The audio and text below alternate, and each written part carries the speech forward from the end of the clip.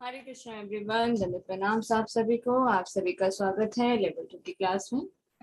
तो क्लास को शुरू करने से पहले हम मंगलाचरण करेंगे और फिर क्लास को स्टार्ट करते हैं।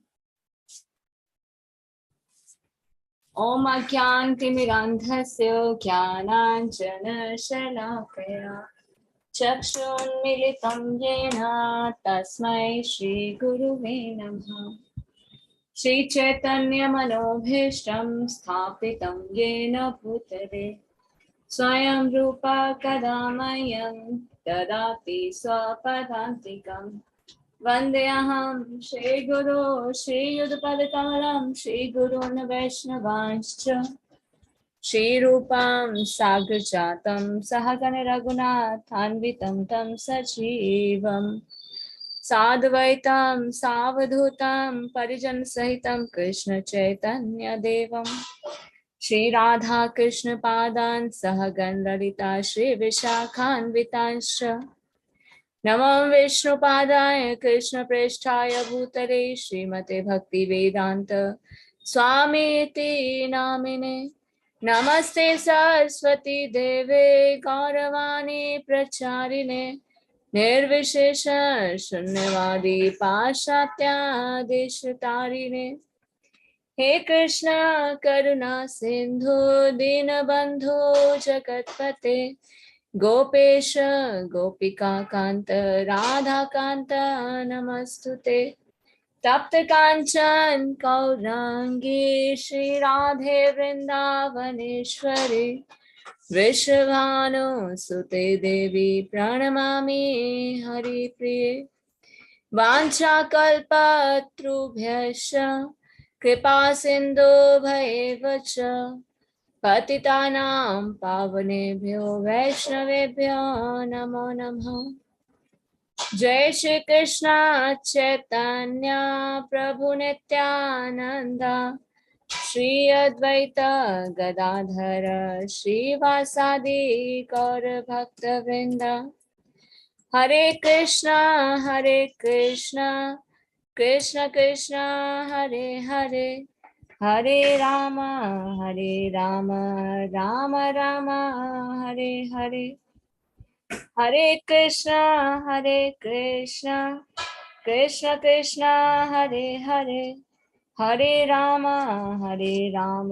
राम राम हरे हरे। हरे कृष्णा कृष्ण कृष्ण हरे हरे हरे राम राम राम हरे हरे। हरे कृष्णा। धन्यवाद प्रणाम आप सभी को। श्रीमद् भगवद गीता यथारूप कृष्ण कृपा मूर्ति श्री श्रीमद देसी भक्ति वेदांत स्वामी श्रील प्रभुपाद के द्वारा भगवद गीता अध्याय 4 दिव्य ज्ञान श्लोक संख्या 34। ओम नमो भगवते वासुदेवाय ओम नमो भगवते वासुदेवाय ओम नमो भगवते वासुदेवाय। हरे कृष्ण। हरे कृष्ण। वंदना माता जी। हरे कृष्ण माता जी। दंडवत प्रणाम। दंडवत प्रणाम माता जी। तद्विधि परिप्रातेन परिप्रश्नेन सेव्या उपदेक्ष्यन्ति ते ज्ञानम ज्ञानिनस्तद्दर्शिनः। तुम गुरु के पास जाकर सत्य को जानने का प्रयास करो, उनसे विनीत होकर जिज्ञासा करो और उनकी सेवा करो। स्वरूप प्रसिद्ध व्यक्ति तुम्हें ज्ञान प्रदान कर सकते हैं क्योंकि उन्होंने सत्य का दर्शन किया है। तात्पर्य श्रील प्रभुपाद जी द्वारा। श्रील प्रभुपाद जी की जय। निसंदेह आत्म साक्षात्कार का मार्ग कठिन है, अतः भगवान का उपदेश है कि उन्हीं से प्रारंभ होने वाली परंपरा से प्रामाणिक गुरु की शरण की जाए। इस परंपरा के सिद्धांत का पालन किए बिना कोई प्रामाणिक गुरु नहीं बन सकता। भगवान आदि गुरु हैं, अतः गुरु परंपरा का ही व्यक्ति अपने शिष्य को भगवान का संदेश प्रदान कर सकता है। कोई अपनी निजी विधि का निर्माण करके स्वरूप सिद्ध नहीं बन सकता, जैसा कि आजकल के मूर्ख पाखंडी करने लगे हैं। भागवत का 6.3.19 कथन है, धर्मम तुम साक्षात भगवत प्रणीतम। धर्म पद का निर्माण स्वयं भगवान ने किया है, अतएव मनोधर्म या शुष्क तर्क से सही पद प्राप्त नहीं हो सकता। ना ही ज्ञान ग्रंथों के स्वतंत्र अध्ययन से ही कोई आध्यात्मिक जीवन में उन्नति कर सकता है। ज्ञान प्राप्ति के लिए उसे प्रामाणिक गुरु की शरण में जाना ही होगा। ऐसे गुरु को पूर्ण समर्पण करके ही स्वीकार करना चाहिए और अहंकार रहित होकर दास की भांति गुरु की सेवा करनी चाहिए। स्वरूप सिद्ध गुरु की प्रसन्नता ही आध्यात्मिक जीवन की प्रगति का रहस्य है। जिज्ञासा और विनीत भाव के मेल से आध्यात्मिक ज्ञान प्राप्त होता है। बिना विनीत भाव के तथा सेवा के विद्वान गुरु से की गई जिज्ञासाएं प्रभावपूर्ण नहीं होंगी। शिष्य को गुरु परीक्षा में उत्तीर्ण होना चाहिए और जब गुरु शिष्य में वास्तविक इच्छा देखता है तो स्वतः ही शिष्य को आध्यात्मिक ज्ञान का आशीर्वाद देता है। इस श्लोक में अंधानुगमन तथा निरर्थक जिज्ञासा इन दोनों की भर्त्सना की गई है। शिष्य न केवल गुरु से विनीत होकर सुने अपितु विनीत भाव तथा सेवा और जिज्ञासा द्वारा गुरु से स्पष्ट ज्ञान प्राप्त करें। प्रामाणिक गुरु स्वभाव से शिष्य के प्रति दयालु होता है। अतः यदि शिष्य विनीत हो और सेवा में तत्पर रहे तो ज्ञान और जिज्ञासा का विनिमय पूर्ण हो जाता है। हरे कृष्ण माता। हरे कृष्ण माता जी, थैंक यू सो मच माता जी। तद्विधि प्रणिपातेन परिप्रश्नेन सेवया, बहुत इंपॉर्टेंट श्लोक है कि तुम गुरु के पास जाकर सत्य को जानने का प्रयास करो। जैसे कुछ लोग कहते हैं ना कि कहाँ लिखा गया है कि हमें गुरु के शरण को प्राप्त करना चाहिए, बिना गुरु के भी तो हम भगवान को जान सकते हैं। जैसे आजकल हम देखते हैं ना, लोग सहजिया भाव से भावपूर्ण भक्ति के द्वारा भगवान को प्राप्त करना चाहते हैं, जो कि गलत है। तो भगवद गीता के चौथे अध्याय के 34वें श्लोक में भगवान स्वयं कह रहे हैं, तद्विधि प्रणिपातेन परिप्रश्नेन सेव्या, कि हमें गुरु के पास जाकर सत्य को जानने का प्रयास करना चाहिए। गुरु कौन होते हैं? भगवान के प्रतिनिधि, is non different from Krishna. देखिए, भगवान हमारे दो प्रकार से सहायता करते हैं। किस प्रकार से? भगवान सबके हृदय में है परमात्मा के रूप में, तो भगवान चैत्य गुरु के रूप में आंतरिक रूप से भी सहायता करते हैं और बाह्य रूप से भी। भगवान सबके हृदय में है परमात्मा के रूप में, भगवान साक्षी हैं। हम क्या सोचते हैं, हम क्या करते हैं, हम अपने जीवन के उद्देश्य को क्या बनाना चाहते हैं। देखिए, हम इस भौतिक जगत में आते हैं ना, एक स्वतंत्र इच्छा लेकर आते हैं। या तो हम भगवान को भूल सकते हैं या भगवान को याद भी कर सकते हैं। अगर भगवान को भूलना चाहते हैं तो भगवान क्या करते हैं, हमारा ज्ञान माया के द्वारा ढक देते हैं और फिर हम भगवान को भूल जाते हैं। अगर हम भगवान को जानने का प्रयास करते हैं तो भगवान क्या करते हैं, हमारे हृदय में परमात्मा के रूप में है। भगवान जागृत अवस्था में आते हैं और हमारी सहायता करते हैं। देखिए, आज हम सभी मिलकर भगवत गीता का यहाँ पर अध्ययन करें, ये ऐसे ही नहीं हो गया, ये भी भगवान की व्यवस्था है। देश के कोने कोने से यहाँ पर लोग जुड़े, कैसे जुड़ गए हम लोग? भगवान ने व्यवस्था की, क्योंकि हमारे अंदर भगवान को जानने की इच्छा थी, इसलिए भगवान ने अरेंजमेंट किया। भगवान चैत्य गुरु के रूप में इंटरनली भी सहायता करते हैं। जब भगवान हमें देख रहे हैं कि हम बहुत ही सिंसियरली भगवान को जानना चाहते हैं, विनीत भाव से भगवान को जानना चाहते हैं, यही भगवान क्या करेंगे, हमारी बाह्य रूप से सहायता करेंगे। बाह्य रूप से कैसे करेंगे? गुरु के रूप में। हमें गुरु की खोज नहीं करनी पड़ेगी।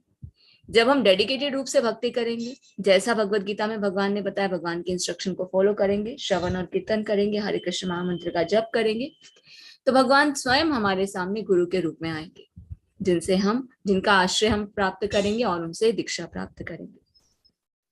तो यहाँ भगवान कह रहे हैं कि तुम गुरु के पास जाकर सत्य को जानने का प्रयास करो। तो गुरु हमें ढूंढने नहीं जाना, गुरु हमें प्राप्त होंगे भगवान की कृपा से। सिर्फ हमें अपने कार्य को अच्छे से करना है। जब भगवान हमारे कार्य को करते हुए देखेंगे कि हम भगवान को जानने का प्रयास करना चाहते हैं, हम अच्छे से भक्ति करें, तो भगवान स्वयं हमारे सामने आएंगे गुरु के रूप में।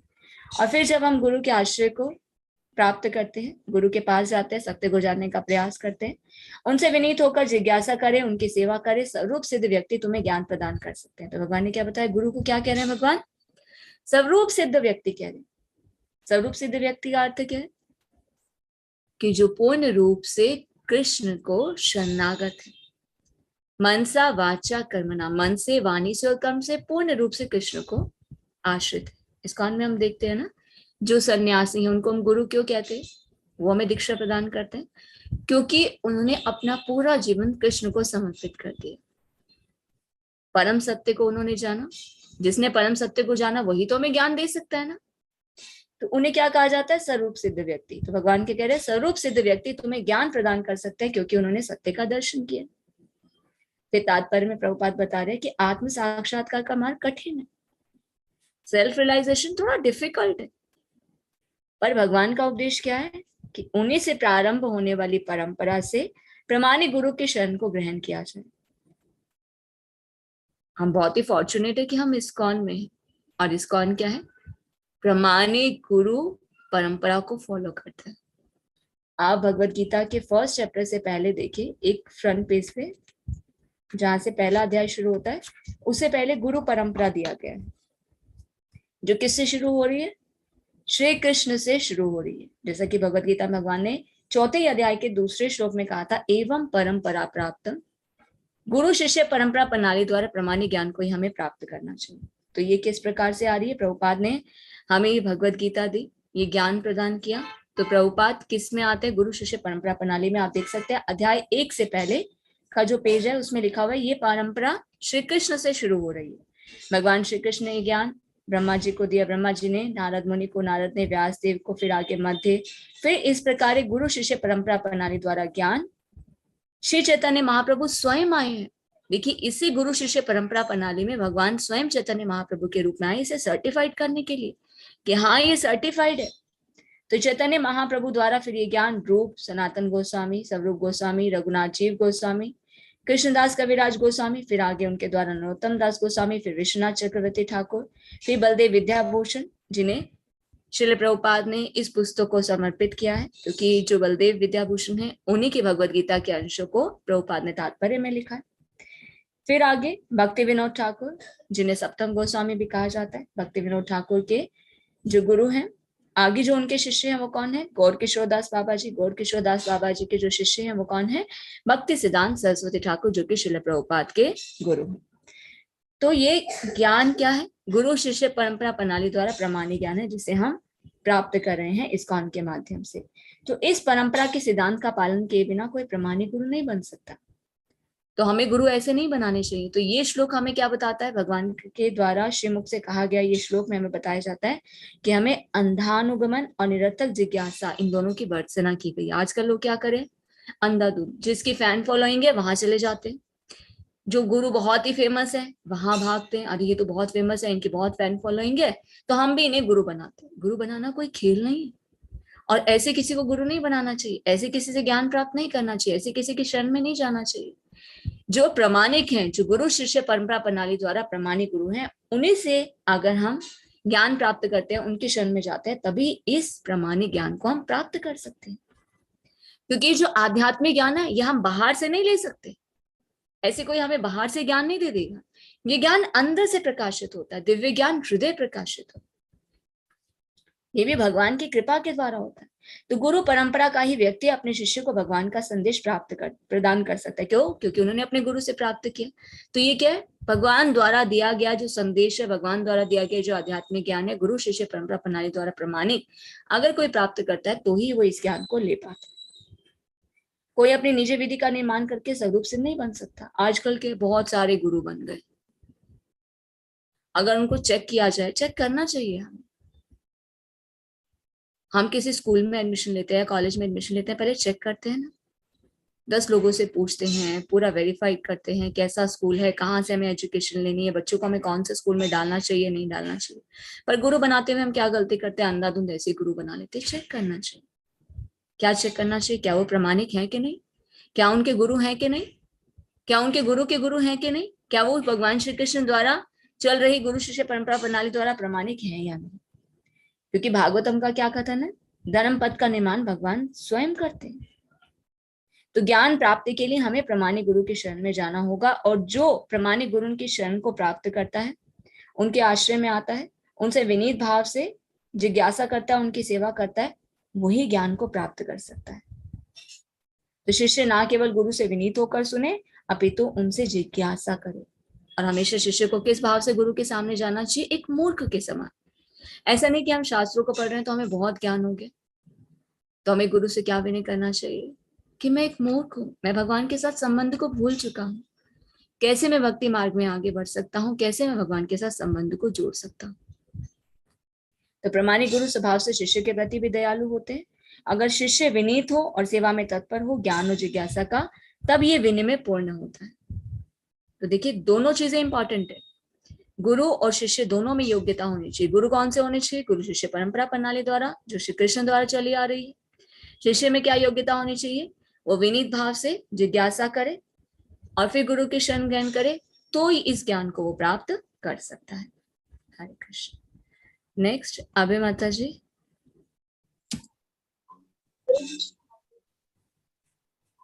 यतं जागर्त्य न पुनः सोऽहं ययसि पाण्डवं जीवभूतानि अर्थेषु दृश्यसि आत्मनि अतः मयि। स्वरूप सिद्धि व्यक्ति से वास्तविक ज्ञान प्राप्त कर चुके पर तुम पुनः कभी ऐसे मोह को प्राप्त नहीं होगी, क्योंकि इस ज्ञान के द्वारा तुम देख सकोगे कि सभी जीव परमात्मा के अंश स्वरूप है, अर्थात वे सब मेरे प्राप्त कर रहे हैं। स्वरूप सिद्धि व्यक्ति से ज्ञान प्राप्त होने का परिणाम क्या होता है कि यह पता चल जाता है कि सारे जीव भगवान श्री कृष्ण के विभिन्न अंग हैं। कृष्ण से पृथक अस्तित्व का भाव माया मां नहीं क्या यहाँ फैलाती है। कुछ लोग सोचते हैं कि हमें कृष्ण से क्या लेना देना है, वे तो केवल महान ऐतिहासिक पुरुष है और परम ब्रह्म तो निरंकार है। वस्तुतः जैसे कि भगवत गीता में कहा गया है, यह निरंकार ब्रह्म कृष्ण का व्यक्तिगत तेज है। कृष्ण भगवान के रूप में प्रत्येक वस्तु के कारण है। ब्रह्म संहिता में स्पष्ट कहा गया है कि कृष्ण श्री भगवान है और सभी कारणों के कारण है, यहाँ तक कि लाखों अवतार उनके विभिन्न विस्तार ही। इसी प्रकार सारे जीव भी कृष्ण के अंश हैं। मायावादियों की यह मिथ्या धारणा है कि कृष्ण अपने अनेक अंशों में अपने निजी पृथक अस्तित्व को मिटा देते हैं।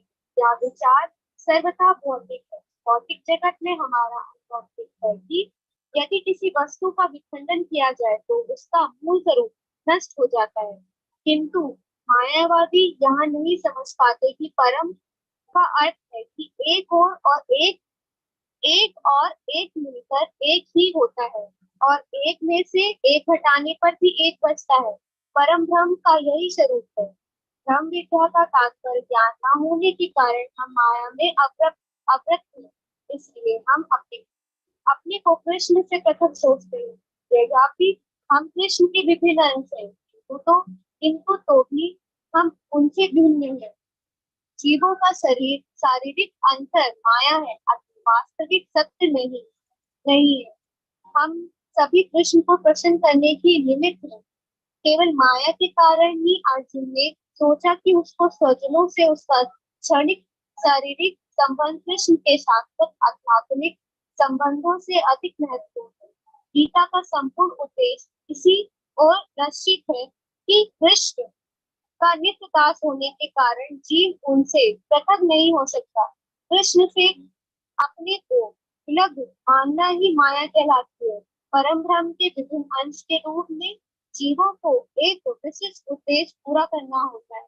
उस उद्देश्य को भूलने के कारण ही वे अनादिकाल से मानव पशु देवता आदि देहों में स्थित हैं। ऐसे शारीरिक अंतर भगवान के दिव्य सेवा के विस्मरण से जनित है, किंतु जब कोई कृष्ण भावनामृत के माध्यम से दिव्य सेवा में लग जाता है तो वह इस माया से तुरंत मुक्त हो जाता है।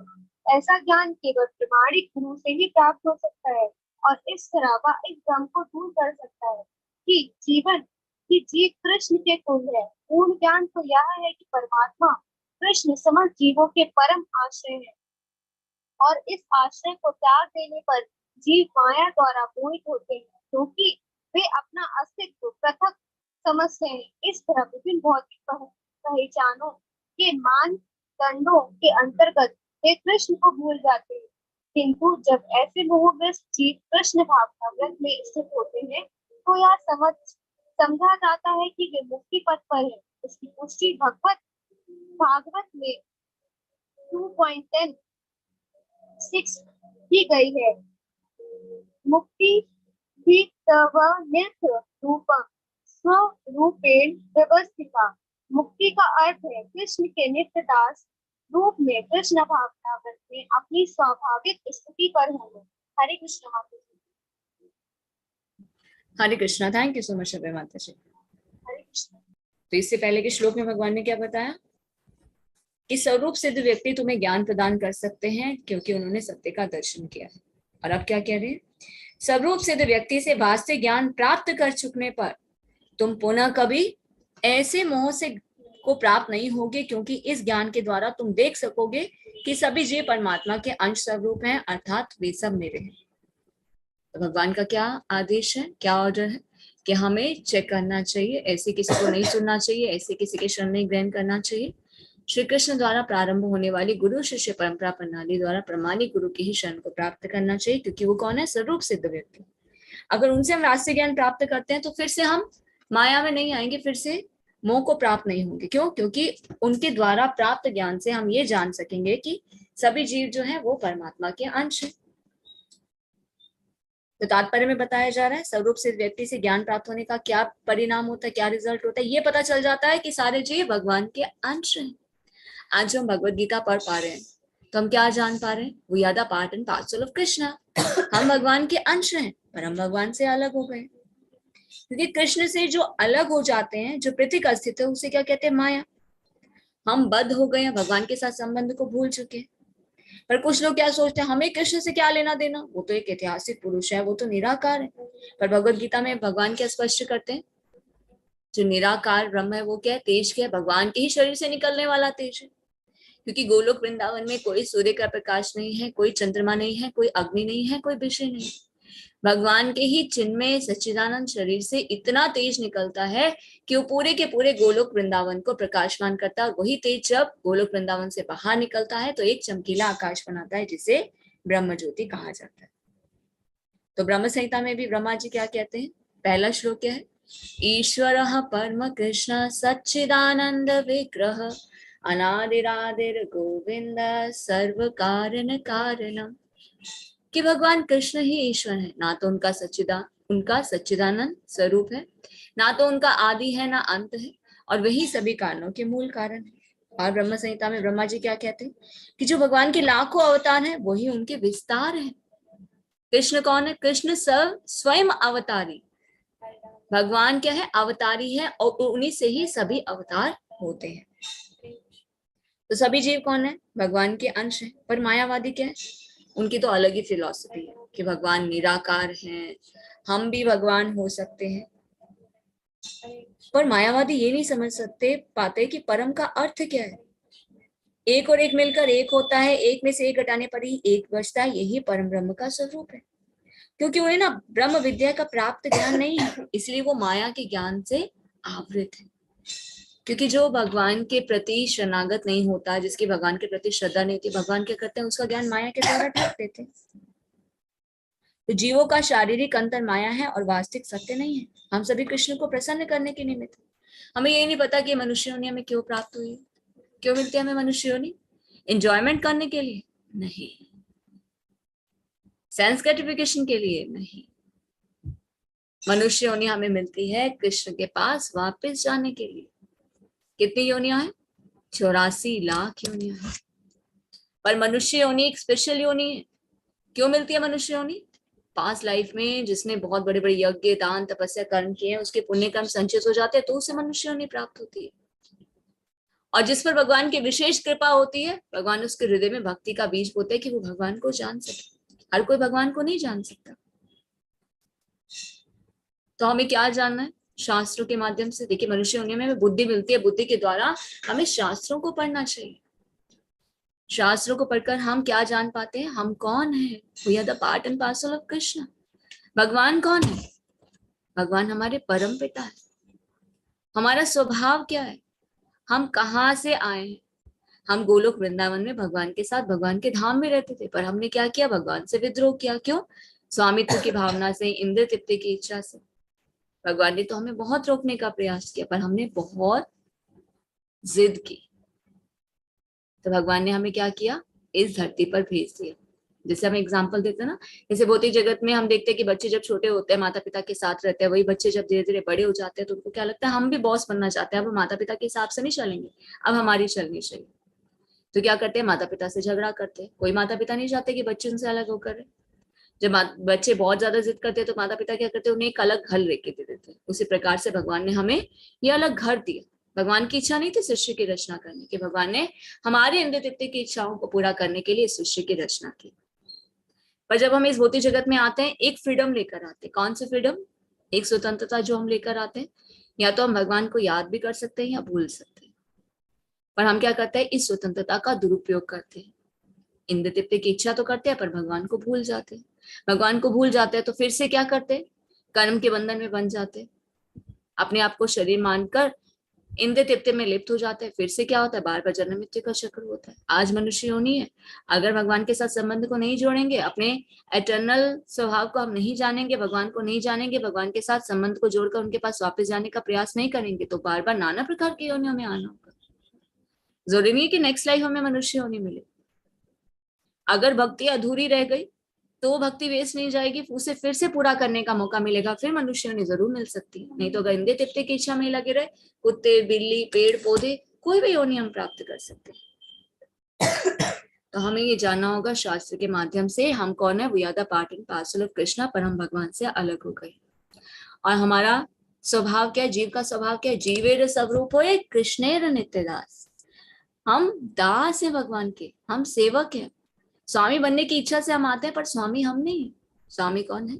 स्वयं कृष्ण है। कृष्णस्तु भगवान स्वयं। तो गीता का संपूर्ण उपदेश जो है इसे अलक्षित करता है कि कृष्ण का नित्य दास होने के कारण जीव उनसे पृथक नहीं हो सकता। पर हम क्या करते हैं, अपने आप को कृष्ण से अलग कर लेते हैं, तो हम माया में आकर फंस जाते हैं। देखिए, या तो हम कृष्ण के दास रहेंगे या माया के दास। कृष्ण से विमुख हो जाएंगे तो माया हमें कैप्चर कर लेगी, फिर माया क्या करती है, हमें प्रताड़ित करती है। जीवन में बहुत जो दुख और समस्याएं आती हैं, ये कौन करती है? माया देवी। इसलिए हमारे आचार्य क्या कहते हैं, ये भौतिक जगत क्या है, एक जेल भी है और एक बोर्डिंग स्कूल भी है। हम कौन है? बिगड़ैल बच्चे। हम यहाँ पर सुधरने के लिए आए, पर क्या करते हैं, कुछ बच्चे बिगड़ैल के बिगड़ैल ही रह जाते हैं, फिर उन्हें वापस घर नहीं भेजा जाता, वो बोर्डिंग स्कूल में ही रहते हैं।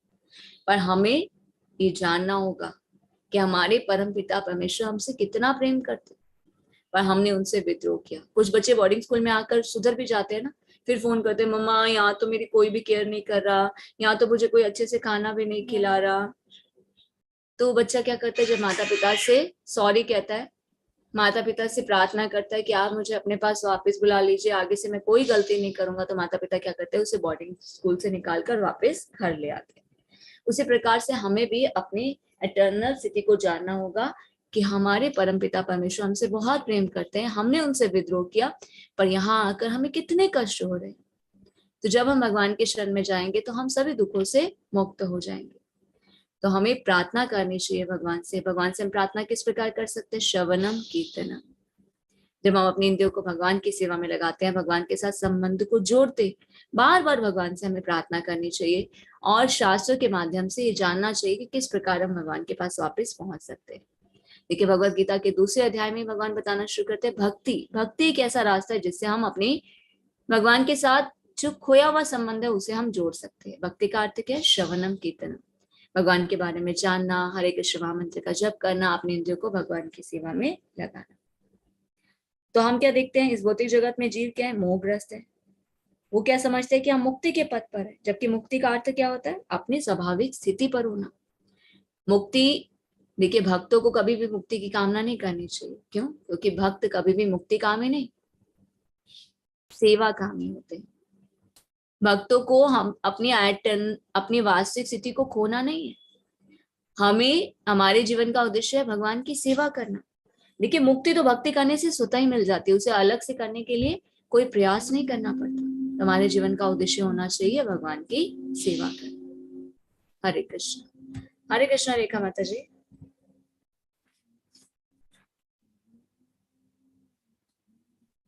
हरे कृष्ण माता जी, दंडवत प्रणाम। दंडवत प्रणाम माता जी। 4 एक साथ पढ़िएगा माता जी, छोटे छोटे। हाँ जी। अपि चेत् असि पापेभ्यं सर्वेभ्यं पापकृततमः सर्वं ज्ञानप्लेवेन एव वृजिनं संतिरिष्यसि। यदि तुम्हें समस्त पापियों में भी सर्वाधिक पापी समझा जाए तो भी तुम दिव्य ज्ञान रूपी नाव में स्थित होकर दुख सागर को पार करने में समर्थ होगे। तात्पर्य श्रील प्रभुपाद जी के द्वारा श्रील प्रभुपाद जी की जय। श्री कृष्ण के संबंध में अपनी स्वाभाविक स्थिति को सही सही ज्ञान इतना उत्तम होता है कि अज्ञान सागर में चलने वाले जीवन संघर्ष से मनुष्य तुरंत ही ऊपर उठ सकता है। यह भौतिक जगत कभी कभी अज्ञान सागर मान लिया जाता है तो कभी जलता हुआ जंगल। सागर में कोई कितना भी कुशल तैराक क्यों ना हो, जीवन संघर्ष अत्यंत कठिन है। यदि कोई संघर्ष तैरने वाले को आगे बढ़कर समुद्र से निकाल लेता है तो वह सबसे बड़ा रक्षक है। भगवान से प्राप्त पूर्ण ज्ञान मुक्ति का पथ है। कृष्ण भावनामृत की नाव अत्यंत सुगम है किंतु उसी के साथ साथ अत्यंत उदात्त भी। यथा एधांसी समृद्ध अग्नि भस्मजात कुरेते अर्जुन ज्ञान अग्नि सर्वकर्माणि भस्मसात कुरेते। तथा जैसे प्रज्वलित अग्नि ईंधन को भस्म कर देती है उसी तरह हे अर्जुन ज्ञान रूपी अग्नि भौतिक कर्मों के समस्त फलों को जला डालती है।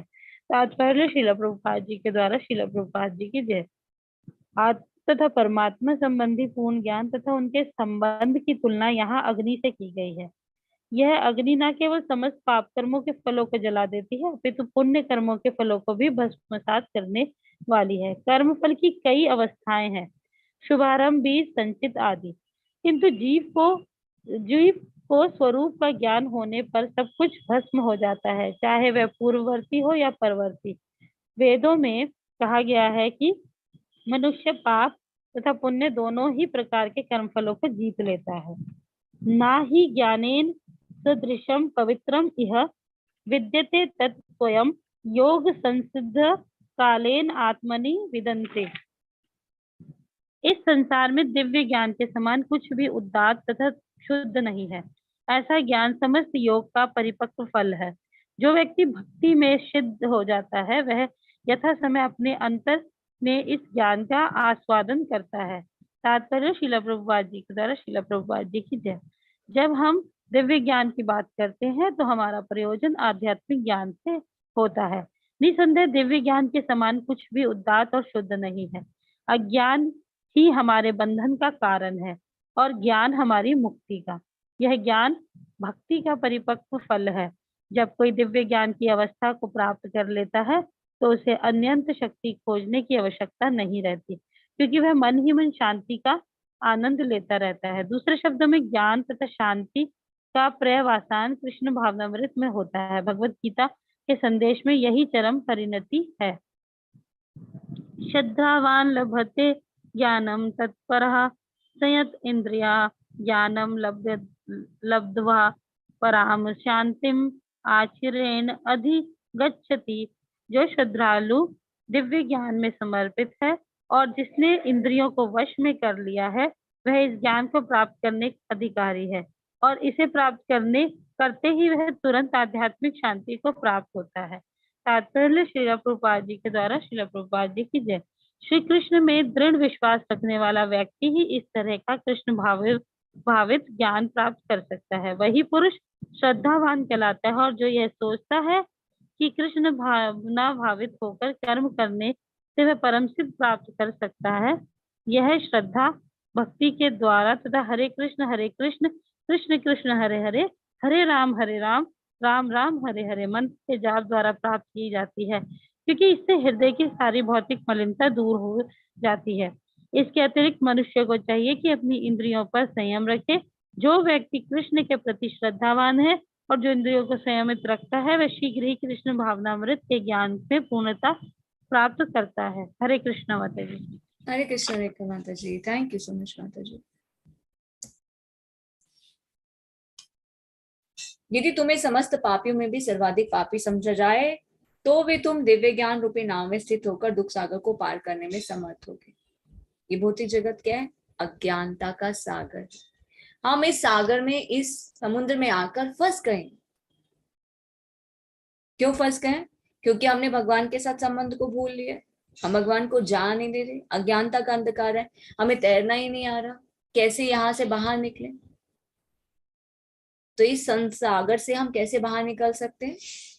अगर कोई मान लीजिए समुद्र में आकर फंस जाए, कितना भी कुशल तैराक क्यों ना, कई बार समुद्र में जो लहरें होती हैं इतनी विचलित करती है कि वो आगे बढ़ नहीं पाता, उसके डूबने का डर लगा रहता है। पर अगर कोई आके उसे निकाल दे तो वो सेफ हो जाता है। उसी प्रकार हम इस भौतिक जगत रूपी अज्ञानता रूपी सागर में आकर फंस गए हैं, पर कृष्ण भावना अमृत रूपी नाव के द्वारा भगवान की शरण ग्रहण करके इस सागर से हम बाहर निकल सकते हैं। तो भगवान से जो प्राप्त पूर्ण ज्ञान है वो क्या है? मुक्ति का पथ है। और कृष्ण भावनामृत की नाव क्या? अत्यंत सुगम है। तो नेक्स्ट श्लोका में भगवान बता रहे हैं, जैसे प्रज्वलित अग्नि ईंधन को भस्म कर देती है, उसी तरह से हे अर्जुन, ज्ञान रूपी अग्नि भौतिक कर्मों के समस्त फलों को जला डालती है।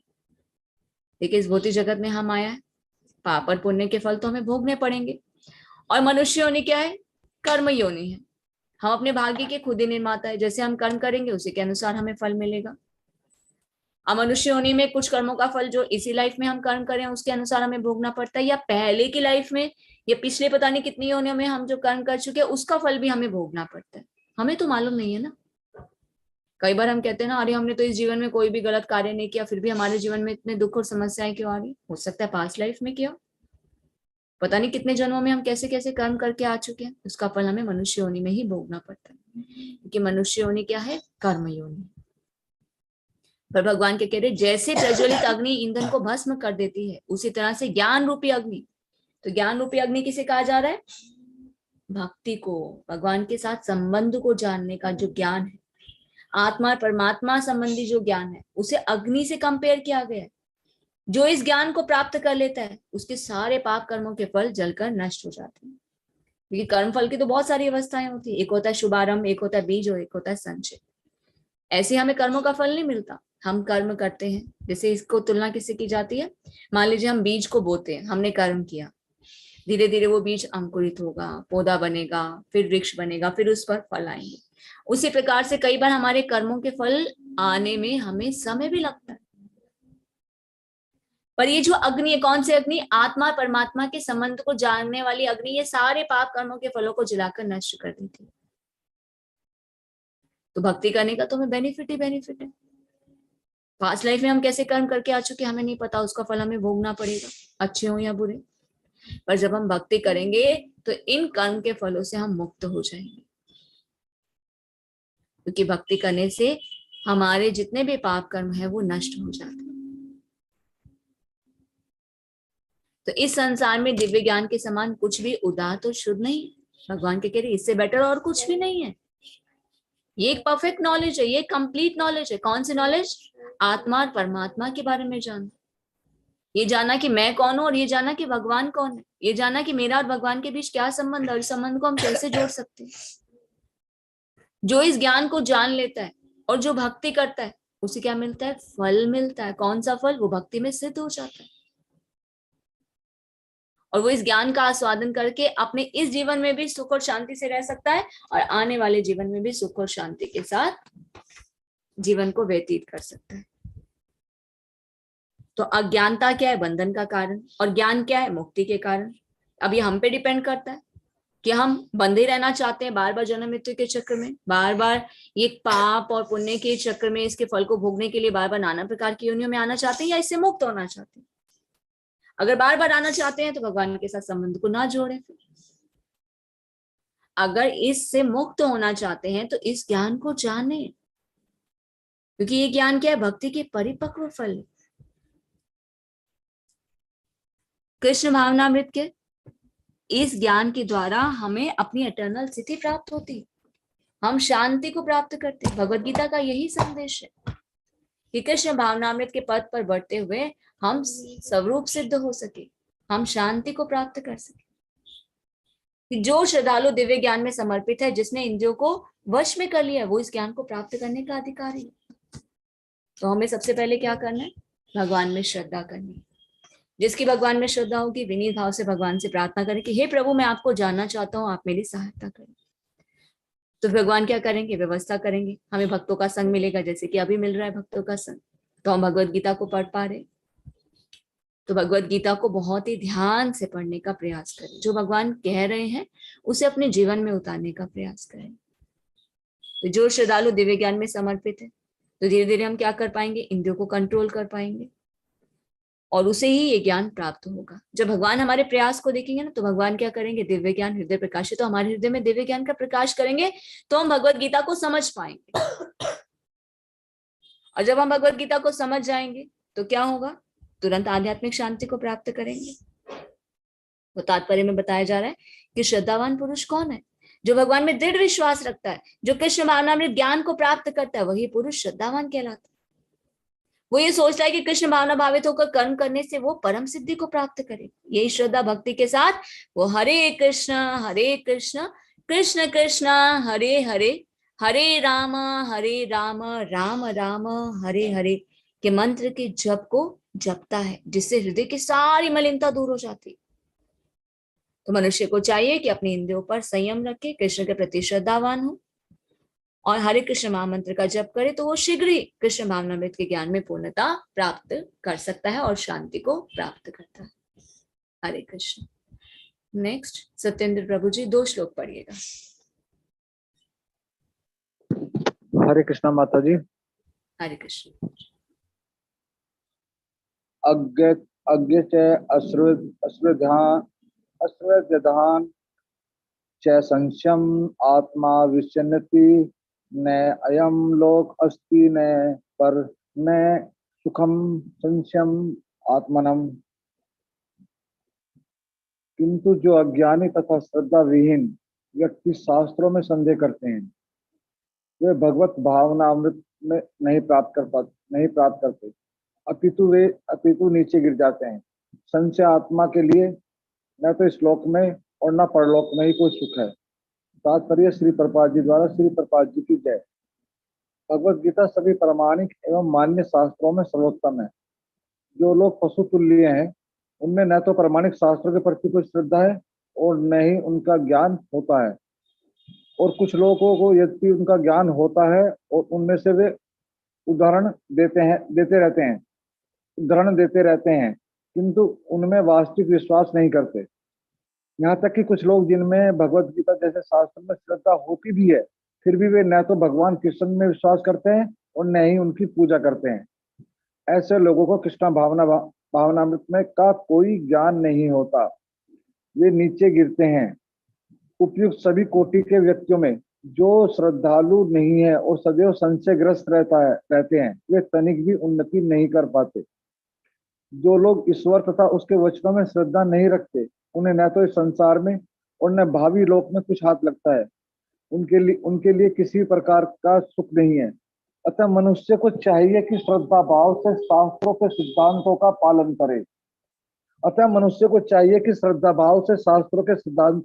करे और ज्ञान प्राप्त करे। इसी ज्ञान से मनुष्य आध्यात्मिक अनुभूति के दिव्य पद तक पहुंच सकता है। दूसरे शब्दों में आध्यात्मिक उत्थान में संशयग्रस्त मनुष्य को कोई स्थान नहीं मिलता। अतः मनुष्य को चाहिए कि परंपरा में चले आ रहे महान आचार्यों के पद चिन्हों का अनुसरण करे और सफलता प्राप्त करे। नेक्स्ट श्लोक माता जी। योग संन्यासते कर्माणाम ज्ञान सचिच्छन संशयम आत्मवंतम न कर्माणि निबंधि धनंजय।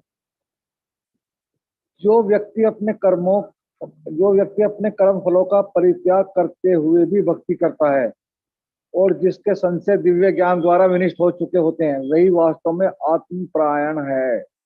हे धनंजय, वह कर्मों के बंधन से नहीं बनता। तात्पर्य श्री प्रभुपाद जी द्वारा। श्री प्रभुपाद जी की जय। जो मनुष्य भगवत गीता की शिक्षा का उसी रूप में पालन करता है इस रूप में भगवान श्री कृष्ण ने दी, तो वह दिव्य ज्ञान की कृपा से समस्त संशयों से मुक्त हो जाता है। पूर्णतः कृष्णा भावना भावित होने के कारण उसे श्री भगवान के अंश रूप में अपने स्वरूप का ज्ञान पहले ही हो जाता है। अतएव निसंदेह वह कर्म बंधन से मुक्त है। हरे कृष्णा माता जी। Hare Krishna. Thank you so much प्रभु जी।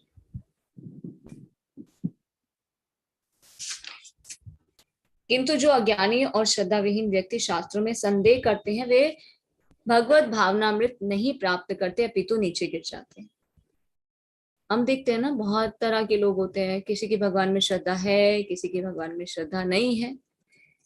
तो जिनकी भगवान में श्रद्धा नहीं होती वो क्या करते हैं, शास्त्र में संदेह करते हैं, अरे क्या भगवत गीता आप पढ़ रहे हो, कोई फायदा नहीं है भगवत गीता पढ़ने का, खाली पूजा करो, कर्म कांड करो।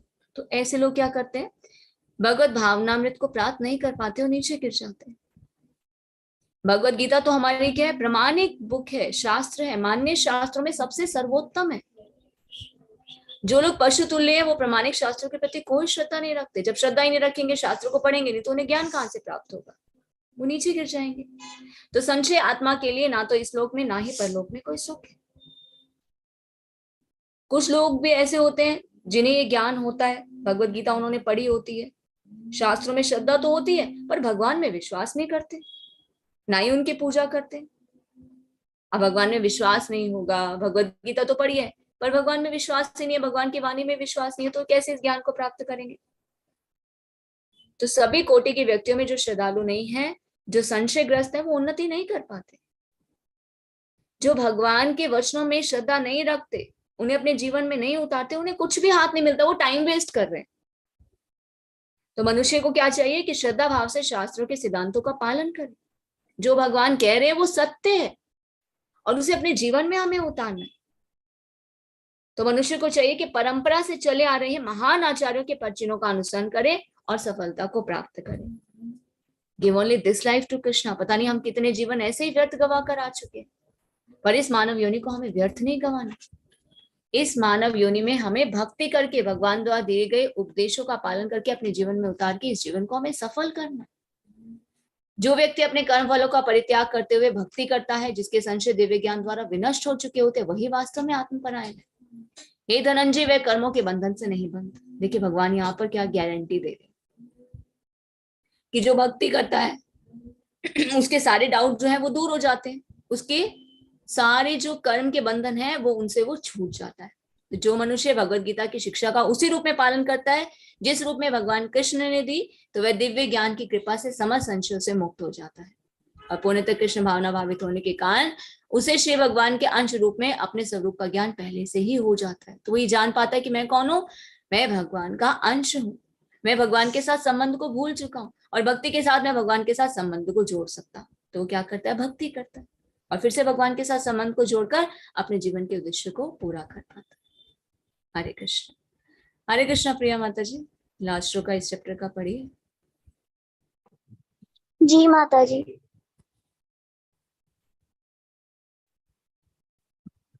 तस्मा ज्ञानं सम्भूतं हत्वस्थम् ज्ञानम् असीनम् आत्मनं छित्त्वा एनं संयम योगम् अधिष्ठितम् उत्तिष्ठम् भारतम्।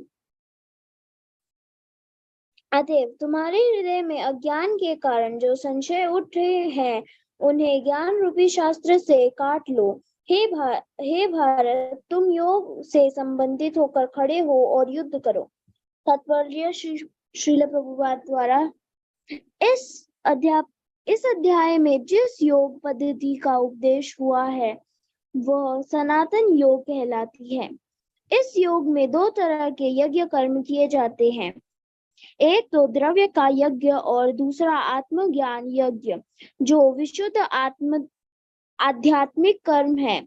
यदि आत्म साक्षात्कार के लिए द्रव्य यज्ञ नहीं किया जाता तो ऐसा यज्ञ भौतिक बन जाता है, किंतु जब आध्यात्मिक उद्देश्य या भक्ति से ऐसा यज्ञ करते हैं तो वह पूर्ण यज्ञ होता है। आध्यात्मिक क्रिया भी दो प्रकार की होती हैं, आत्मबोध या अपने स्वरूप को समझना तथा श्री भगवान विषयक सत्य। जो भगवत गीता के मार्ग का पालन करते हैं वह ज्ञान की इन दोनों श्रेणियों को समझ सकते हैं। उसके लिए भगवान के अंश स्वरूप आत्मज्ञान को प्राप्त करने में कोई कठिनाई नहीं होती। ऐसा ज्ञान लाभप्रद है क्योंकि ऐसा व्यक्ति भगवान के दिव्य कार्यलापों को समझ सकता है। इस अध्याय के प्रारंभ में स्वयं भगवान ने अपने दिव्य कार्यलापों का वर्णन किया है। जो व्यक्ति गीता के उपदेशों को नहीं समझता वह श्रद्धाविहीन और जो भगवान द्वारा उपदेश देने पर भी भगवान के सच्चिदानंद स्वरूप को नहीं समझ पाता, तो वह यह समझना चाहिए कि निपट मूर्ख है। कृष्ण भावनामृत के सिद्धांतों को स्वीकार करके अज्ञान को क्रमशः दूर किया जाता है। यह कृष्ण भावनामृत विविध देव यज्ञ, ब्रह्म यज्ञ, ब्रह्मचर्य यज्ञ, गृहस्थ यज्ञ, इंद्र संयम यज्ञ, योग साधना यज्ञ, तपस्या यज्ञ, द्रव्य यज्ञ, स्वाध्याय यज्ञ तथा वर्णाश्रम धर्म के में भाग लेकर जागृत किया जाता है। यह सब यज्ञ कहलाते हैं और ये सब नियमित कर्म पर आधारित हैं। किंतु इन सब कार्यलापों में के भीतर से महत्वपूर्ण कारक आत्मा साक्षात्कार है। जो इस उपदेश को खोज लेता है वही भगवत गीता का वास्तविक पाठक है। किंतु जो कृष्ण के ऊपर प्रमाण नहीं मानता वह नीचे गिर जाता है। अतः मनुष्य को चाहिए कि वह सेवा तथा समर्पण समेत किसी प्रामाणिक गुरु के निर्देशन में भगवत गीता या अन्य किसी शास्त्र का अध्ययन करे। प्रामाणिक गुरु अनंत काल से चली आने वाली परंपरा में होते हैं और वह परमेश्वर के उन उपदेशों से तनिक भी विपरीत नहीं होते जिन्हें उन्होंने लाखों वर्ष पूर्व सूर्य देव को दिया था और जिनसे भगवत गीता के उपदेश इस धराधाम में आए। अतः गीता में ही व्यक्त भगवत गीता के पथ का अनुसरण करना चाहिए और उन लोगों से सावधान रहना चाहिए जो आत्मा श्लाघावश अन्यों को वास्तविक पथ से विपथ करते रहते हैं। भगवान निश्चित रूप में परम पुरुष हैं और उनके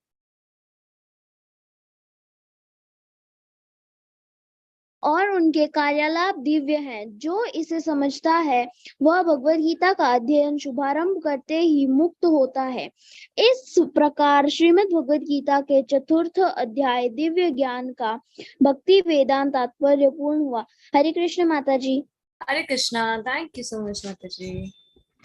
तो भगवान क्या कह रहे हैं इस लास्ट श्लोका में इस चैप्टर के, तुम्हारे हृदय में अज्ञान के कारण जो संशय उठे हैं उन्हें ज्ञान रूपी शस्त्र से काट डालो। देखिए डाउट्स तो हमें बहुत सारे रहते हैं ना, मैं कौन हूँ, कहाँ से आया हूँ, भगवान कौन है, मैं कौन से कर्म करूं, कौन से भगवान की पूजा करूं, क्या करना चाहिए, जीवन का उद्देश्य क्या। तो ये सारे डाउट्स हम कैसे क्लियर करेंगे, जब हम शास्त्रों को पढ़ेंगे। तो भगवान क्या कह रहे हैं कि हृदय में अज्ञान के कारण जो संशय उठे हैं उन्हें ज्ञान रूपी शस्त्र से काट डालो। हे भारत, तुम योग से समन्वित होकर खड़े हो और युद्ध करो। तात्पर्य, इस अध्याय में जिस योग पद्धति का उपदेश हुआ है वो सनातन योग कहलाती है। भगवत गीता तो हमारी प्रामाणिक मान्य शास्त्र है, सबसे सर्वोत्तम है ये। तो भगवत गीता सभी को पढ़नी चाहिए। हम कहते हैं हम सनातनी है, क्या सनातनी है, हम तो फर्स्ट बुक जो है हमारी प्रामाणिक जो शास्त्र में जो मान्य सर्वोत्तम है भगवत गीता को ही हम नहीं पढ़ते। तो इस योग में दो तरह के यज्ञ कर्म किए जाते हैं, एक तो द्रव्य का यज्ञ, दूसरा आत्मज्ञान का यज्ञ। जैसे कि इस अध्याय में हम पढ़ चुके हैं। द्रव्य यज्ञ जो होता है भौतिक होता है क्योंकि अपने इंद्रिय तृप्ति के उद्देश्य के लिए किया जाता है। एक यज्ञ होता है जो भगवान को जानने के लिए किया जाता है, उससे वो पूर्ण यज्ञ होता है।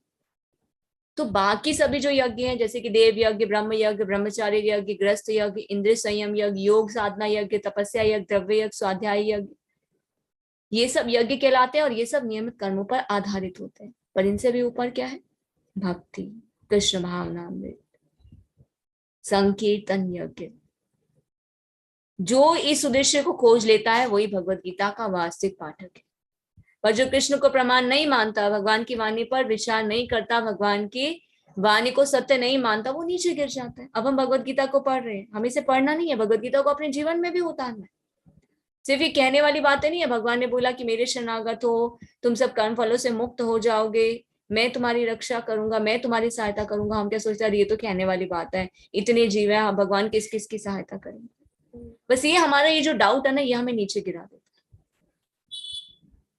एक छोटे बच्चे को जब पिता हवा में उछालते हैं ना, तो वो खिलखिलाकर हंसता है। क्यों हंसता है? क्योंकि उसे डर नहीं है, उसे पता है कि मेरे पिता मुझे कैच कर लेंगे। तो ये भावना हमारे अंदर होनी चाहिए, पूर्ण डिपेंडेंसी भगवान पर होनी चाहिए, विदाउट एनी डाउट। संशय होगा तो भगवान भी वैसे ही रेसिप्रोकेट करेंगे। भगवद गीता में भगवान कहते हैं ये यथामाम प्रबंधन्ते, जो जिस भाव से मेरे शरणागत होता है उसी रूप में मैं उसे रेसिप्रोकेट करता हूँ।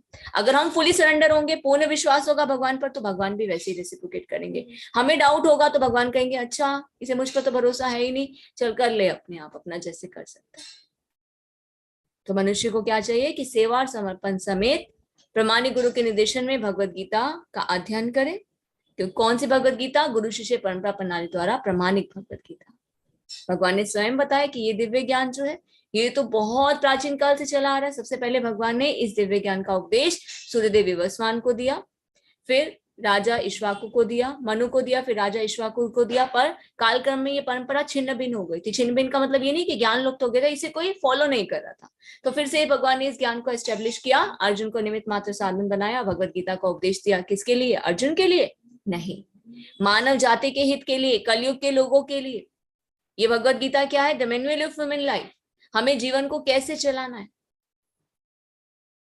तो भगवद गीता में ही व्यक्त भगवद गीता के पथ का अनुसरण करना है और उन लोगों से सावधान रहना है जो हमें क्या करते हैं? भटकाते हैं। अरे छोड़ो ये क्या भगवद गीता, भगवान कृष्ण थोड़ा ना भगवान है। वो देखो वो गुरु जो है वो तो कितने कर्तव्य दिखाते हैं, कितनी जादूगरी दिखाते हैं, वो भगवान है। जो भगवद गीता को पढ़ रहे हैं, भगवद गीता की वाणी जो है सत्य है। भगवान स्वयं कह रहे हैं मया अध्यक्षतेन प्रकृति, मेरी अध्यक्षता में ये प्रकृति कार्य करती है। भगवान की इच्छा के बिना एक पत्ता भी नहीं हिलता। भगवान के साथ संबंध को हम भूल चुके हैं। जब भगवान के साथ संबंध को जोड़ लेंगे तो हम इस भवबंधन से निकल सकते हैं। कृष्णस्तु भगवान स्वयं। तो हमें भगवान की वाणी को सत्य मानते हुए अपने जीवन में उतारना है और ऐसे लोगों से सावधान रहना है कि जो हमें इस पद से नीचे गिराते हैं।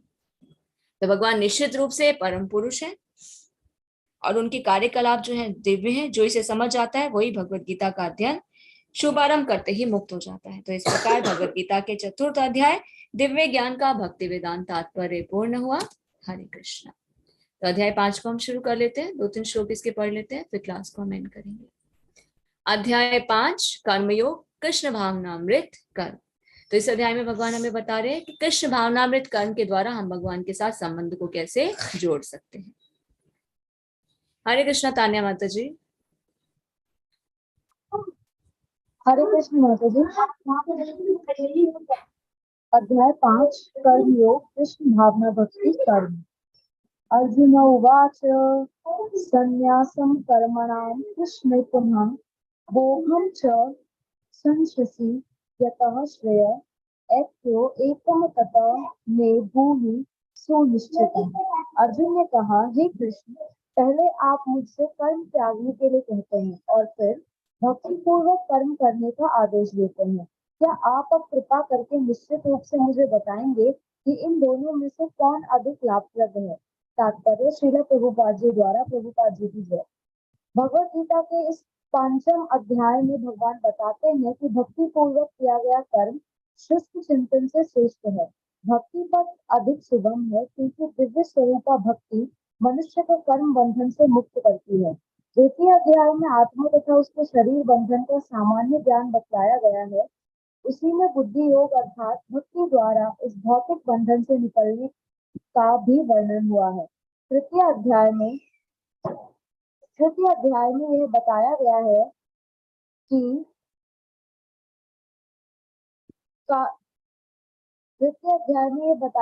कि ज्ञानी को भी कोई माता जी स्लाइड चेंज कर दीजिए।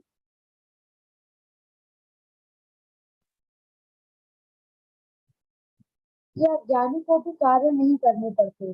चतुर्थ अध्याय में भगवान ने अर्जुन को बताया है कि सारे यज्ञों का परवसान ज्ञान में होता है, किंतु चतुर्थ अध्याय के अंत में भगवान ने अर्जुन को सलाह दी कि वे पूर्ण ज्ञान से युक्त होकर उठ करके युद्ध करें। अंततः इस प्रकार एक ही साथ भक्ति में कर्म तथा ज्ञान युक्त अकर्म की महत्ता पर बल देते हुए कृष्ण ने अर्जुन के संकल्प को भ्रमित कर दिया है।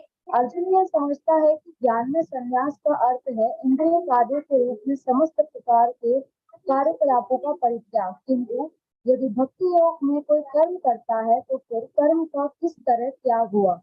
दूसरे शब्दों में वह यह सोचता है कि ज्ञान में संन्यास को सभी प्रकार के कार्यों से मुक्त होना चाहिए, क्योंकि उसे कर्म तथा ज्ञान असंगत से लगते हैं। ऐसा लगता है कि वह यह नहीं समझ पाया कि ज्ञान के साथ किया गया कर्म बंधन अधिकारी में होने के कारण अकर्म के ही तुल्य है। अतः वह पूछता है कि वह सब प्रकार के कर्म त्याग दे या पूर्ण ज्ञान से युक्त होकर कर्म करे। हरे कृष्ण माता जी। हरे कृष्ण माता जी, थैंक यू सो मच माता जी। अर्जुन ने कहा, हे कृष्ण, पहले आप मुझसे कर्म त्यागने के लिए कहते हैं, फिर भक्तिपूर्व कर्म करने का आदेश देते हैं। क्या अब आप कृपा करके मुझे निश्चित रूप से बताएंगे कि इन दोनों में से कौन अधिक लाभप्रद है? अर्जुन ने प्रश्न क्यों पूछा? क्या अर्जुन डाउटफुल है अभी भी? नहीं। देखिए, ये हमारी समस्या है। भगवत गीता के हर अध्याय में हम जान पा रहे हैं कि भक्ति के द्वारा, कृष्ण भावनामृत के द्वारा भगवान के साथ संबंध को हम जोड़ सकते हैं, पर फिर भी हम क्या होते हैं, डाउटफुल हो जाते हैं। कर्म करें या कर्म को त्याग दें या भक्ति करें, क्या करें? हमारे लिए अर्जुन ये प्रश्न पूछ रहे हैं, बार बार भगवान से कहलवा रहे हैं, बार बार भगवान से उस बात पर बल देने के लिए कह रहे हैं जो सबसे इंपॉर्टेंट है। तो भगवत गीता के इस 5वें अध्याय में भगवान बताते हैं कि भक्ति पूर्वक किया गया कर्म जो है, कर्म शुष्क चिंतन से श्रेष्ठ है। भगवान के कह रहे हैं, अगर हम भक्ति कर रहे हैं तो वो क्या है? भक्ति करते करते जो हम कर्म करें वो सबसे बेस्ट है, बजाय इसके कि सब कुछ छोड़कर जो हम करते हैं। तो भक्ति पद जो है अधिक सुगम है, क्योंकि दिव्य स्वरूपा भक्ति मनुष्य को कर्म बंधन से मुक्त करती है। कोई और रास्ता नहीं है। बिना भगवान के शरण ग्रहण किए हम किसी प्रॉब्लम का सॉल्यूशन नहीं निकाल सकते, इस भाव बंधन से मुक्त नहीं हो सकते। भगवान के शरण ग्रहण करना अर्थात भक्ति। अब हम देख रहे हैं भगवत गीता में भगवान दूसरे अध्याय में क्या बताते हैं? आत्मा का ज्ञान किसी स्कूल कॉलेज में नहीं मिलता। जो सबसे इंपॉर्टेंट है, ये जाना कि मैं कौन हूं। हम तो अपने आप को शरीर समझते नहीं, हम शरीर नहीं है। ये शरीर तो एक कपड़े के समान है, जैसे हम कर्म करते हैं उसी के अनुसार हमें शरीर मिलता है। आज मनुष्य होनी है, कल कुत्ते की भी मिल सकती है, पेड़ पौधे की भी मिल सकती है। ये कर्म के अनुसार होती है, ये इंद्रिय तृप्ति की इच्छा के अनुसार होती है। तो हमें फिर से इंद्रिय तृप्ति में फंसना नहीं है, हमें भक्ति करनी है, हमें अच्छे कर्म करने हैं, ताकि हम इस कर्म के बंधन से मुक्त हो सके। तीसरे अध्याय में भगवान ने क्या बताया कि ज्ञानी को कोई कार्य नहीं करने पड़ते। चौथे अध्याय में बताया कि भगवान ने अर्जुन को बताया कि सारे यज्ञ का परिव्यान ज्ञान में होता है। और अर्जुन को लास्ट में क्या सलाह देते हैं कि पूर्ण ज्ञान से युक्त होकर खड़े हो और युद्ध करो। अर्जुन क्या समझ रहे हैं कि ज्ञान में संन्यास का अर्थ क्या है? इंद्रिय कार्यों के रूप में समस्त प्रकार के कार्यकलापों को परित्याग कर देना, कि सब कुछ छोड़ छाड़ देना चाहिए। नहीं, पर भगवान क्या कहते हैं? कर्म करना तुम्हारा कर्तव्य है, साथ में भक्ति भी करनी है। तो भगवान क्या बल देकर कह रहे हैं? इस अध्याय में हम जानेंगे। भगवान कह रहे हैं भक्ति युक्त किया गया कर्म जो है वो सबसे उत्तम है। हरे कृष्ण। नेक्स्ट, हरे कृष्णा सुधीर प्रभु जी। हरे कृष्णा, धन्यवाद, प्रणाम माता। ये सेकंड श्लोक पढ़े ना? श्री भगवान उवाच संन्यासः कर्मयोगस्य निःश्रेयः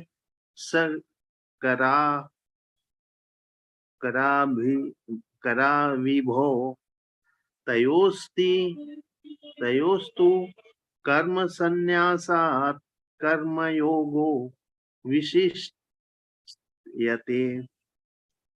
मतलब अब श्री भगवान ने उत्तर दिया, मुक्ति के लिए तो कर्म का परित्याग तथा भक्ति में कर्म यानी कर्मयोग दोनों ही उत्तम है, किंतु इन दोनों में से कर्म के परित्याग से भक्ति योग कर्म श्रेष्ठ है। तात्पर्य शील प्रभुपाद जी की जय। तात्पर्य शील प्रभुपाद जी के द्वारा सकाम कर्म यानी इंद्रिय तृप्ति में लगना ही भव बंधन का मुख्य कारण है। जब तक मनुष्य शारीरिक सुख का स्तर बढ़ाने के उद्देश्य से कर्म करता रहता है, तब तक वह विभिन्न प्रकार के शरीरों में देहांतरण को करते हुए भव सागर को, भव बंधन को बनाए रखता है। इसकी पुष्टि श्रीमद् भागवतम 4 से 6 तक में इस प्रकार हुई है। नून प्रमत्त है कुरुते विकर्म यदि इंद्रिय प्रीत आप्रणोति न साधु मन्ये यत् आत्मनो अयम सन्नापि क्लेश शब्द आस देह पराभवस्य तावद बोध जातो या का यावन जिज्ञासत आत्म तत्वम यावक्ति क्रियात तावदिदम मनोव कर्मात्मकम येन शरीर बंध है एवं मन है कर्मवशम प्रयुक्ते अविद्यात्म न्युपदीयमाने प्रीतिनम यावन्यमयि वासुदेवे न मुन्यच्यते देह योगेन तावत। यानी इसका आशय लिखा है, लोग इंद्रिय तृप्ति के पीछे मत्त हैं। वे ये नहीं जानते कि उनका क्लेशों से युक्त यह शरीर उनके विगत सकाम कर्मों का ही फल है। यद्यपि यह शरीर नाशवान है, किंतु यह नाना प्रकार के कष्ट देता रहता है। अतः इंद्रिय तृप्ति के लिए कर्म करना श्रेयस्कर नहीं है। जब तक मनुष्य अपने असली स्वरूप के विषय में जिज्ञासा नहीं करता, उसका जीवन व्यर्थ रहता है। और जब तक वह अपने स्वरूप को नहीं जान लेता, तब तक उसे इंद्रिय तृप्ति के लिए सकाम कर्म करना पड़ता है। और जब तक वह इंद्रिय तृप्ति की इस चेतना में फंसा रहता है, तब तक उसका देहांतरण होता रहता है। भले ही उसका मन सकाम कर्मों में व्यस्त रहे और अज्ञान द्वारा प्रभावित हो, किंतु उसे वासुदेव की भक्ति के प्रति प्रेम उत्पन्न करना चाहिए। केवल तभी वह भव बंधन से छूटने का अवसर प्राप्त कर सकता है। अतः यह ज्ञान ही कि वह आत्मा है, शरीर नहीं है, मुक्ति के लिए केवल पर्याप्त नहीं है। जीवात्मा के स्तर पर मनुष्य को कर्म करना होगा, अन्यथा भव बंधन से उभरने का तो कोई अन्य उपाय है ही नहीं। किंतु कृष्ण भावना भावित होकर कर्म करना सकाम कर्म नहीं है। पूर्ण ज्ञान से युक्त होकर किए गए कर्म वास्तविक ज्ञान को बढ़ाने वाले हैं। बिना कृष्ण भावना मृत के केवल कर्मों के परित्याग से बद्ध जीव का हृदय शुद्ध नहीं होता। जब तक हृदय शुद्ध नहीं होता, तब तक सकाम कर्म करना पड़ेगा। परंतु कृष्ण भावना भावित कर्म कर्ता को स्वतः सकाम कर्म के फलों से मुक्त बनाते हैं, जिसके कारण उसे भौतिक स्तर तक उतरना नहीं पड़ता। अतः कृष्ण भावना भावित कर्म संन्यास से सदा श्रेष्ठ होता है, क्योंकि संन्यास में तो नीचे गिरने की संभावना बनी रहती है। कृष्ण भावना मृत से रहित संन्यास अपूर्ण है, जैसा कि श्री रूप गोस्वामी ने भक्ति रसामृत सिंधु 1.2.258 में पुष्टि भी की है। प्रापंचिकत्या बुद्ध्या हरि संबंधी वस्तु न है मुमुक्षमी परित्यागो वैराग्यम फल्गु कथ्यते।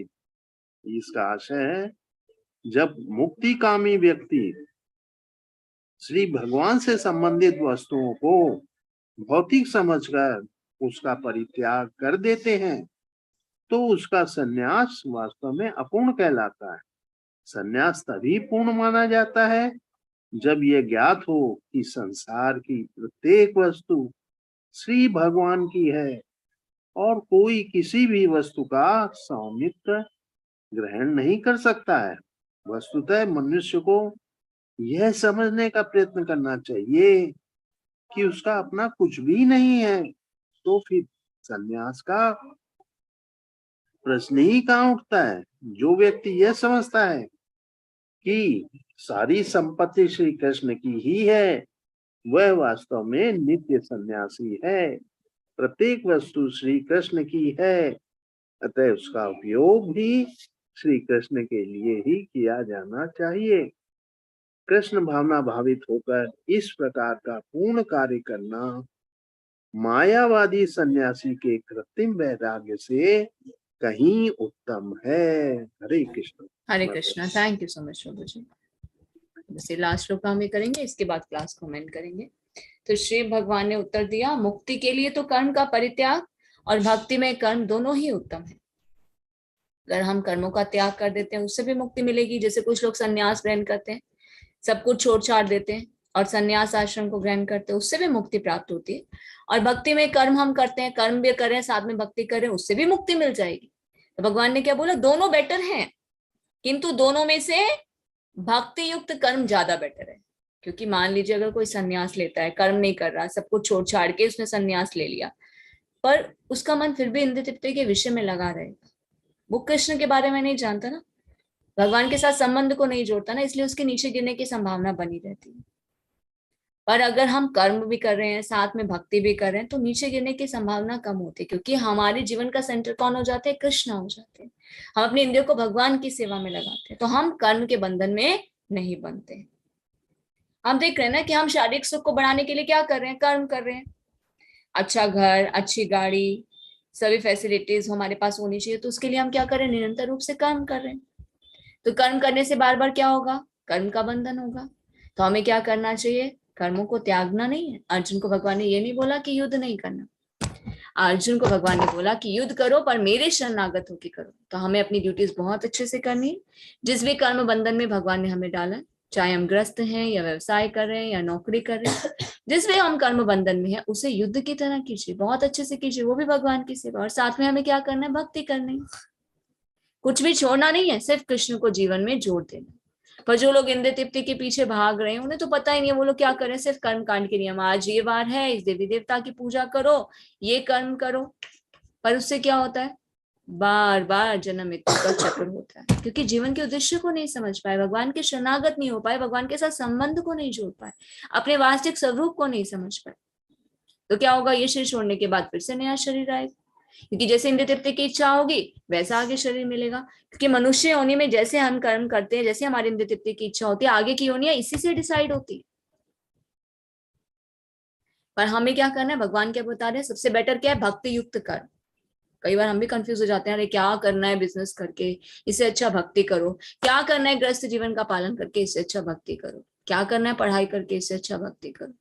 नहीं, कर्म युक्त भक्ति, भक्ति युक्त कर्म जो है वो श्रेष्ठ है। कर्म भी कीजिए साथ में भक्ति भी कीजिए, कुछ भी छोड़ना नहीं है, कृष्ण को जीवन में जोड़ देना है। तो जो ये जानता है कि प्रत्येक वस्तु कृष्ण की है, प्रत्येक वस्तु का प्रयोग कृष्ण के लिए करना चाहिए, वही वास्तव में सन्यासी है। सन्यास का पूर्ण होता है जब हम ये जाने कि हमारा कुछ भी नहीं है, हम किसी चीज के स्वामी नहीं है, हर वस्तु के स्वामी कृष्ण है, सिर्फ का प्रयोग कृष्ण के लिए ही करना है। तो कृष्ण भावना भावित होकर इस प्रकार का पूर्ण कार्य जो है वो मायावादी सन्यासी के कृत्रिम वैराग्य से कहीं उत्तम है। तो भगवान ने क्या बताया इस श्लोक में, कि हमें किसी भी कर्म को त्यागना नहीं है, भक्ति करनी है, साथ में भक्ति को जीवन में जोड़ दे। बस हमें ये जानना है कि सब कुछ कृष्ण का है, हर वस्तु का प्रयोग कृष्ण के लिए करना चाहिए। ये शरीर भी हमें कृष्ण ने दिया, इसका प्रयोग भी हम कृष्ण की सेवा के लिए करें। धन कमाएं, ग्रस्त जीवन का पालन करें, बिजनेस करें, नौकरी करें, पर अपने जीवन को भक्ति में भी लगाएं, भगवान की सेवा भी करें, अपने इंद्रियों को भगवान की सेवा में लगाएं। हरे कृष्णा। हरे कृष्णा एवरीवन, दंडवत प्रणाम आप सभी को। Thank you so much for joining.